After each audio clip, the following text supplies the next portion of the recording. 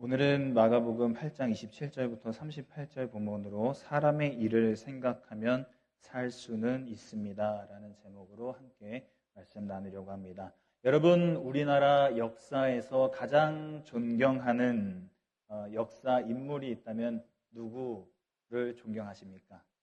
역사 인물 중에서 누구를 존경하십니까? 2024년 한국 갤럽 조사에 의하면 한국인들이 가장 존경하는 역사적 인물 1위에 해당하는 사람은요, 이순신 장군이셨습니다. 이순신 장군이었고요.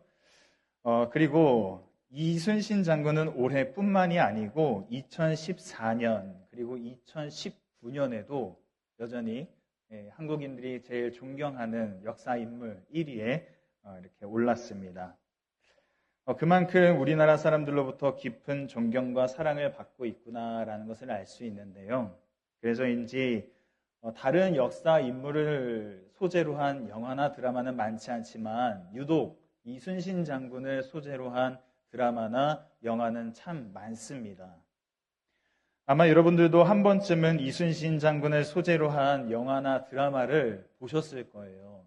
천만 영화도 있고요. 많습니다. 그렇게 거기에서 보시면 적에게 나의 죽음을 알리지 마라 라는 명언을 남기기도 했고, 그것과 함께 또 필사즉생 그리고 필생즉사라는 유명한 말을 남기셨죠. 죽고자 하면 살고 살고자 하면 죽는다. 여러분, 이순신 장군이 장병들에게 왜 이런 말을 했을까요? 때는 바야흐로 1597년입니다. 1597년에 이순신 장군과 장병들이 12척의 배로 약 330척에 달하는 일본 함대를 맞서 싸워야 했습니다. 누가 봐도 질 수밖에 없는 절체절명의 상황이죠. 아마 대부분의 장병들, 대부분의 장수들은 이순신 장군을 믿기는 하지만 내일이면 내가 죽을 수 있겠구나, 내일이면 우리 다 죽겠구나 라고 생각했을지도 모릅니다.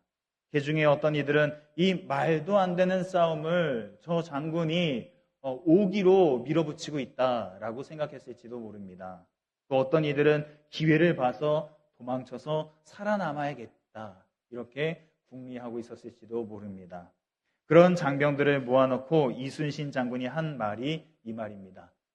필사즉생, 필생즉사.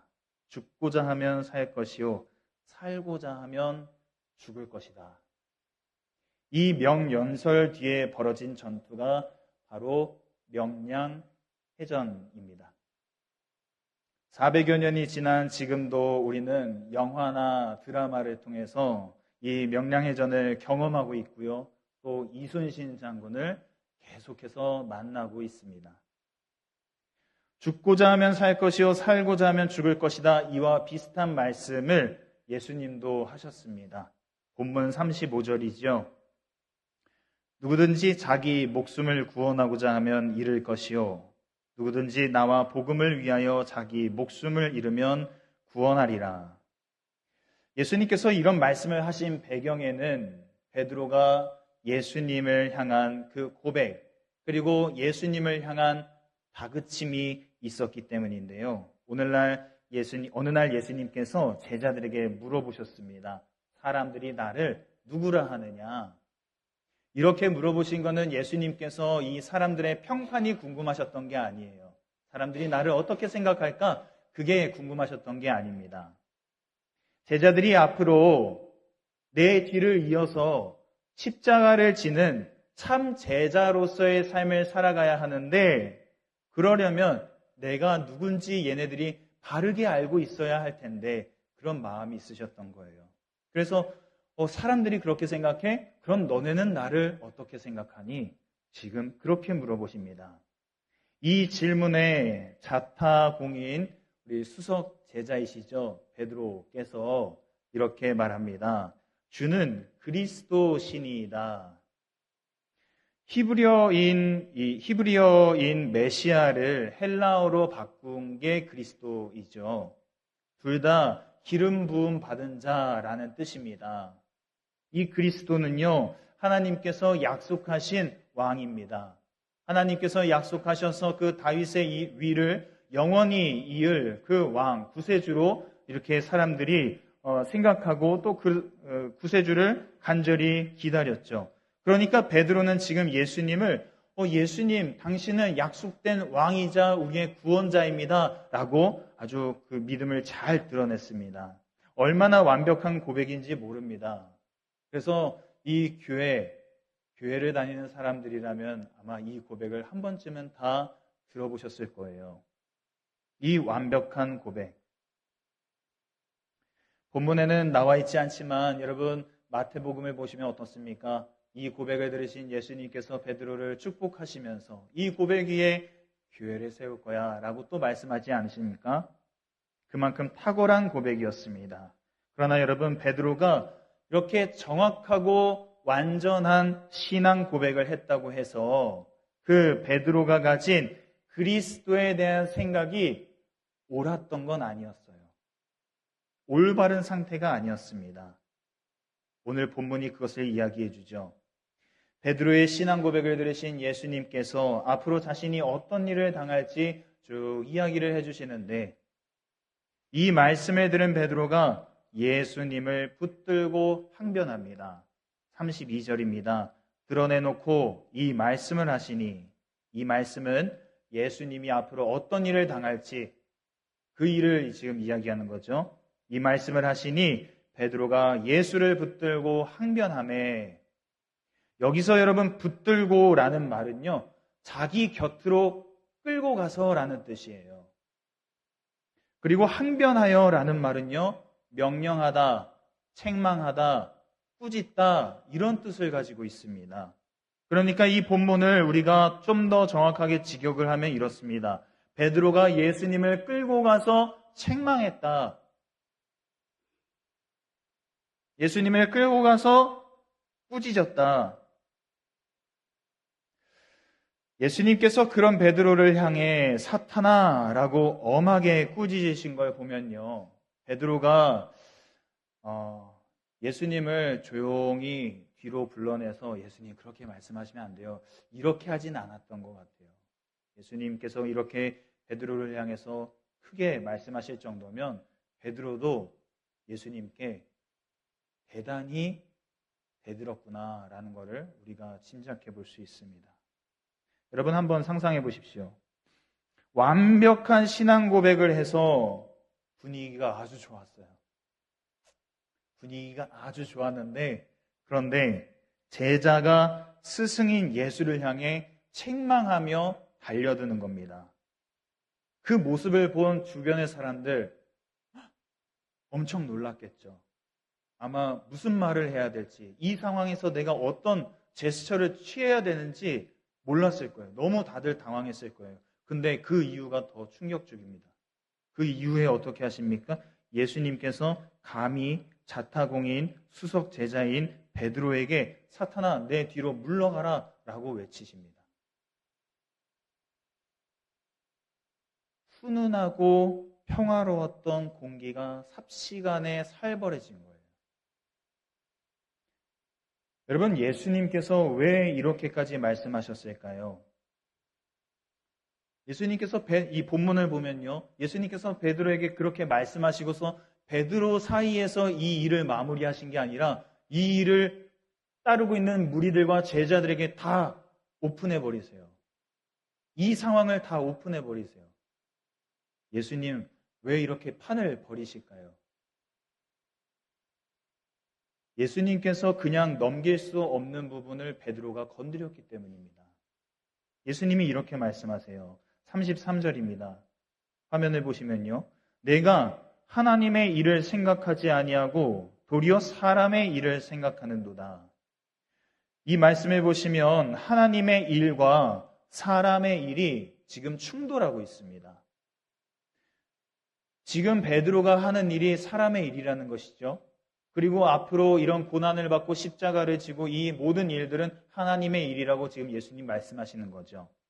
여러분, 하나님의 일과 그럼 사람의 일은 오늘 우리에게 어떤 의미일까요? 무엇을 의미하는 걸까요?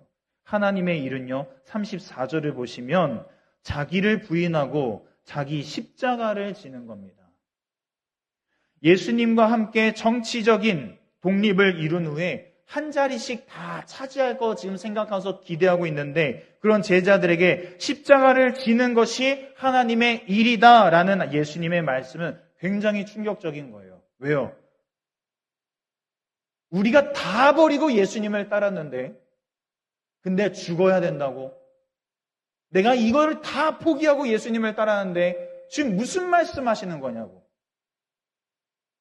십자가는 곧 죽음을 의미하기 때문에 이 제자들에게는 너무나 받아들이기 어려운 말씀이었어요. 반면에 여러분, 이 사람의 일은 무엇입니까? 35절을 보시면요. 자기 목숨을 구원하고자 하는 일들입니다. 이 말은 자기를 부인하지도 않고 자기 십자가를 지지도 않는 것을 의미합니다. 자기를 부인하지도 않고 자기 십자가를 지지도 않는 그 일이 사람의 일이라는 거예요.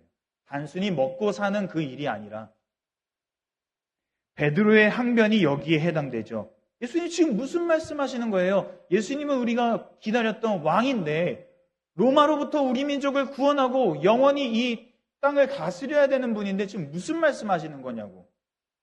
그 항변이 여기에 해당되죠.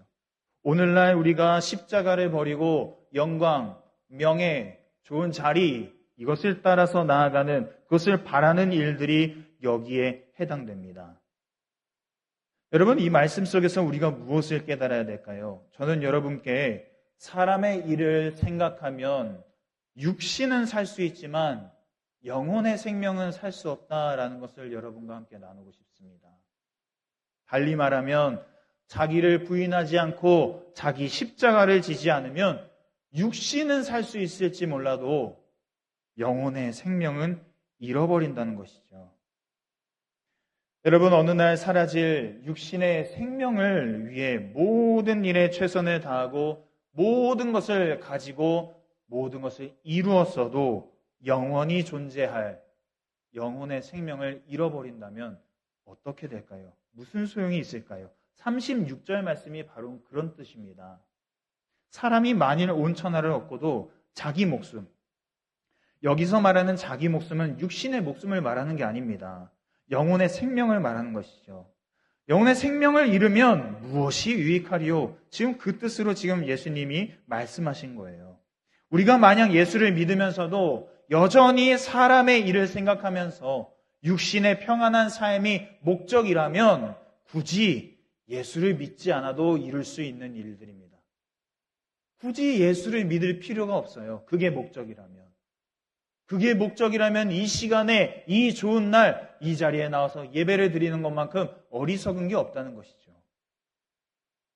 주님께서도 굳이 그런 이유로 나를 따르는 거라면 내게 합당하지 않다라고 말씀하십니다. 마태복음 10장 38절 말씀입니다. 또 자기 십자가를 지고 나를 따르지 않는 자도 내게 합당하지 아니하니라.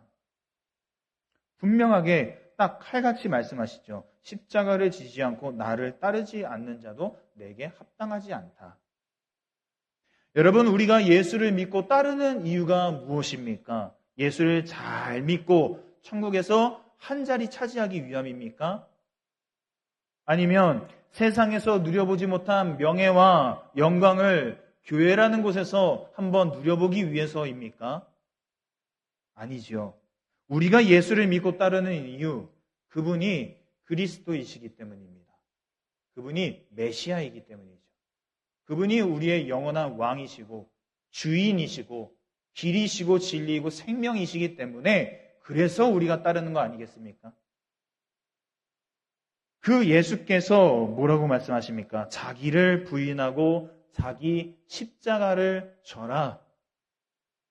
이렇게 말씀하셨는데 우리가 이 명령에 어떤 핑계를 댈 수 있겠습니까? 들어보니까 내가 생각했던 예수의 이미지와는 많이 다르니 나는 다른 예수를 찾아보겠습니다. 이러실 건가요? 아니죠. 그러므로 우리는 자기를 부인하고 십자가를 지는 데 있어서 이 한 가지를 기억해야 합니다. 예수를 따르는 모든 성도에게는 각자에게 주어진 십자가가 있다는 겁니다. 십자가는 목사만 지는 것도 아니요, 목회자만 지는 것도 아니요, 이 교회에서 직분을 맡은 사람들만 지는 것도 아니고, 심지어 어린 아이들에게까지도 하나님께서는 그들에게 맞는 각자의 십자가를 주셨습니다. 이 십자가는 단순히 고통이나 어려움을 의미하지 않습니다. 십자가는 하나님께서 각자에게 맡기신 사명과 책임입니다. 십자가는 이것을 감당하며 살아가는 삶의 태도입니다. 누군가에게는 가족을 사랑하고 돌보는 일이 십자가일 수 있겠죠. 누군가에게는 직장에서 신앙인으로서 그 정체성을 지키며 살아가는 게 십자가일 수 있습니다. 누군가에게는 주일 아침 눈을 비비고 일어나서 피곤한 몸을 이끌고 예배당에 나와 예배드리는 게 십자가일 수도 있습니다. 그럼 여러분, 여러분의 십자가는 무엇입니까? 주님도 주님의 십자가를 힘들어 하셨습니다. 주님이라고 그 십자가 기뻐하셨던 거 아닙니다. 이 잔을 내게서 옮길 수만 있다면 주님 옮겨주십시오. 하나님 옮겨주십시오. 기뻐하지 않으셨습니다. 그렇다면 분명한 사실은 내가 즐겁게 할 수 있는 것은 십자가가 아닙니다. 내가 즐거운 마음으로 따라갈 수 있는 것은 십자가가 아닙니다. 주님도 주님의 십자가를 지기 위해 자기를 부인하셔야만 했습니다. 아버지, 내 마음은 이런데요. 아버지 뜻대로 되기를 원합니다. 그렇다면 분명한 사실은 자기 부인이 필요 없는 것은 십자가가 아닙니다. 십자가에는 자기 부인이 있어야 된다는 것이죠. 제 십자가 중에 하나는 설교를 준비하는 겁니다. 여러분, 저는 설교 준비가 너무 어렵고 힘듭니다. 준비하면서 깨닫는 즐거움이 있기는 한데요. 대체적으로는 즐겁지 않습니다. 설교를 그냥 하루 만에 뚝딱 다 완성하면은 그러면은 참 좋겠는데 그게 또 아니잖아요. 아니다 보니까 집에 있을 때도 마음이 편치가 않아요. 빨리 이거 써야 되는데 라는 마음 때문에 마음이 편치가 않아요. 집에서 쉬어도 쉬는 것 같지가 않습니다. 설교 원고를 쓰다 보면은 제가 쓰고 싶은 말들이 막 생각날 때가 있어요. 저도 사람이다 보니까 제 마음속에 막 올라오는 그런 감정들을 설교에 담고 싶을 때가 있습니다. 그리고 그렇게 제 마음속에 올라오는 제 생각에서 막 떠오르는 그것들을 막 쓰면요. 설교가 금방 다 써져요. 얼마나 좋은지 몰라요. 그런데 그렇게 쓰고서 원고를 다시 읽어보면은 말로는 설명할 수 없는데 근데 이거 하나님이 원하시지 않겠다라는 감이 옵니다. 그러면 어떻게 할까요? 네, 그러면 이제 그 설교 썼던 거를 다 지우는 거예요. 설교 썼던 거를 다 지우고 그리워서 다시 쓰기 시작합니다. 너무 힘듭니다. 나라는 내 안에서 이런 올라오는 나라는 존재를 부인해야 하는 이 설교 준비가 저한테는 십자가입니다. 다시 한번 여러분께 묻고 싶습니다. 여러분의 십자가는 무엇입니까? 즐겁지 않지만 감당해야 할 사명과 책임.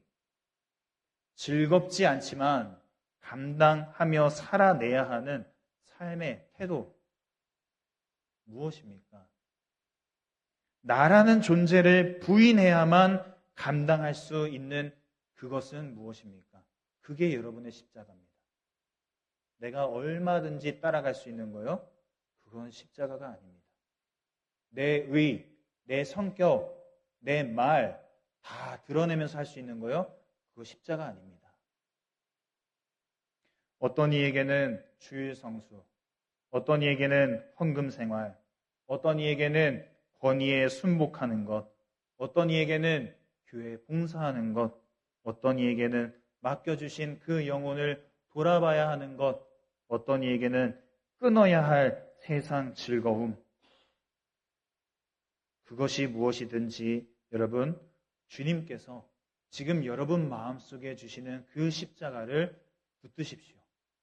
여러분 마음속에 주시는 즐겁지 않지만 따라가야 하는, 내가 내 본성을 억누르고 그것을 날마다 죽이면서 그럼에도 따라가야 하는 그것을 여러분 붙드시고 결단하시고 하나님의 일을 시작하시기를 바랍니다. 그럼으로써 우리 주님께서 말씀하셨듯이 나를 따라오려거든 너에게 주어진 그 십자가 지고 따라오거라.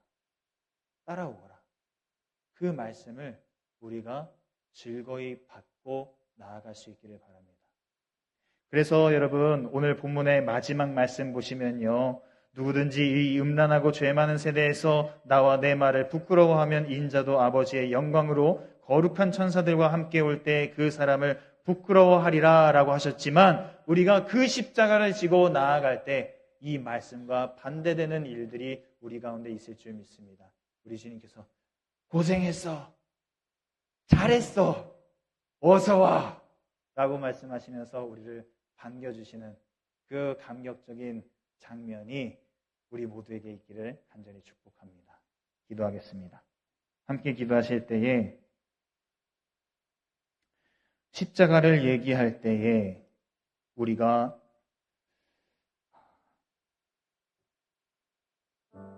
예수를 부인하고 있지는 않은지, 십자가를 얘기하기는 하는데 예수의 말씀보다는 내 생각을 드러내고 있지는 않은지, 그 십자가를 얘기할 때 조용히 예수님을 끌고 가서 주님 그렇게 가르치시면 안 돼요. 그렇게 말씀하시면 다 떠나요. 그렇게 하시면 우리가 마음이 아프잖아요. 내가 원하는 건 이건데 왜 딴 얘기하세요? 그렇게 우리도 예수님을 책망하고 있지는 않습니까? 자기를 부인하고 십자가를 지는 그 하나님의 일을 이 시간 결단하겠다고 여러분 기도하시기 바랍니다. 그리고 내게 주신 십자가, 즐겁지 않고 또 나를 부인해야 하는 그 십자가를 지고 나아갈 수 있게 주님 나에게 은혜를 더해달라고, 그리고 십자가 없는 사람의 일, 십자가 없는 신앙생활 주님 다시 거듭나게 해달라고, 그렇게 우리 함께 기도하면서 나아가겠습니다. 함께 기도합니다. 하나님 감사합니다. 하나님 은혜 가운데 오늘 이 시간도 베드로에게 하셨던 그 말씀, 또 무리와 제자들에게 하셨던 그 말씀, 오늘 우리에게 하시는 말씀인 줄 믿고 받습니다.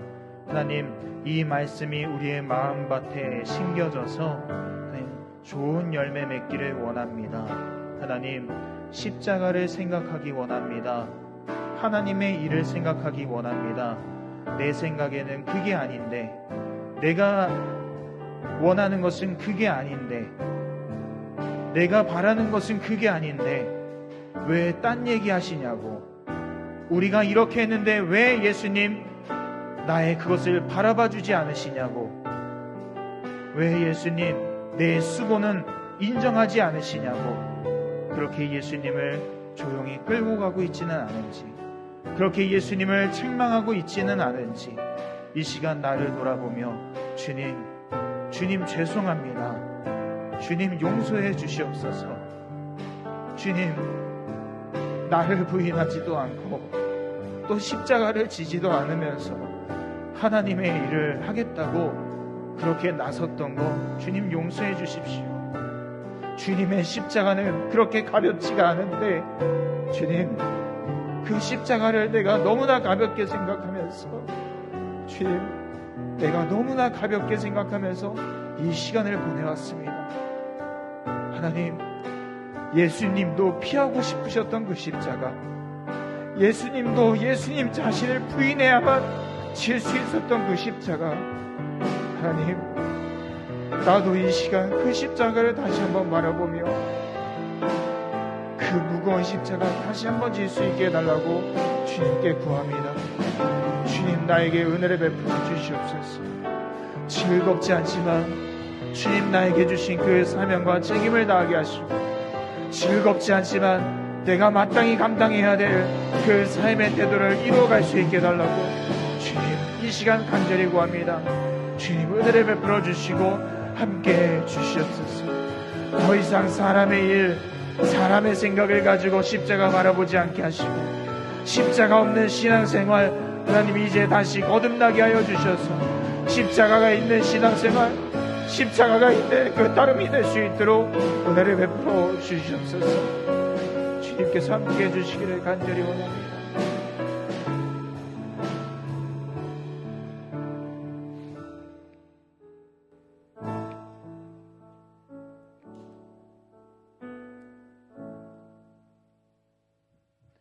하나님, 즐겁지 않고 나를 부인해야 하는 그 십자가를 지금까지 너무 안일하게 바라봤습니다. 그 십자가를 너무나 쉽게 생각했습니다.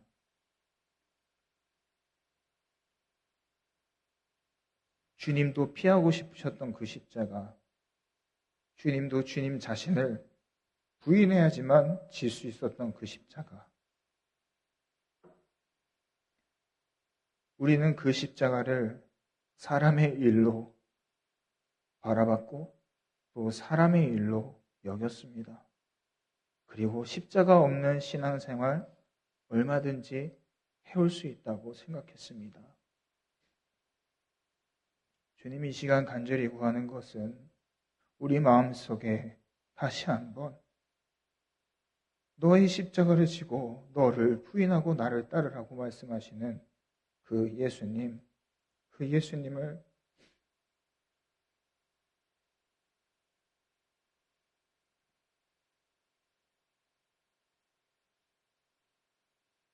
바라보며 따라갈 수 있게 도와주시고, 그래서 하나님, 그렇게 십자가를 지고 살아가는 우리를 또 세상이 바라보며 예수를 발견할 수 있도록 오늘도 또 앞으로의 모든 삶 가운데 주님 우리를 사용하여 주시옵소서.